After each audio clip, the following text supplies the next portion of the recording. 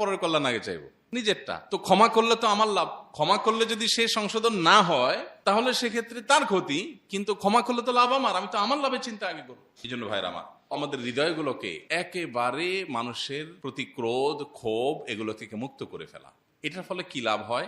সবচেয়ে বড় লাভ হয় আখিরাতে আল্লাহ তাআলা আপনাকে ক্ষমা করবেন, এটা তো আছেই। দুনিয়াতে সবচেয়ে বড় লাভের জায়গাটা হলো আপনি নিজে সুখে থাকতে পারবেন, মানসিকভাবে আপনি প্রশান্তি পাবেন। কারণ যখন মানুষকে ক্ষমা করে তখন মনের মধ্যে দুঃখ, কষ্ট আর থাকে না, এগুলো ভ্যানিশ হয়ে যায়। আর ক্ষমা যদি আপনি না করেন তাহলে কি হবে? কার প্রতি আপনার রাগ হয়েছে, রাগ হওয়ার কারণে আপনার মনে খুব প্রফুল্লতা অনুভব হবে। কেউ আপনাকে কষ্ট দিয়েছে, আপনি কষ্টটার কারণে তার প্রতিও কষ্ট ধরে রাখেছেন, এই যে অন্তরে ধরে রেখেছেন, এর ফলে কি আপনার মনটা অনেক ভালো থাকবে? আরো মনে কষ্ট বাড়বে না?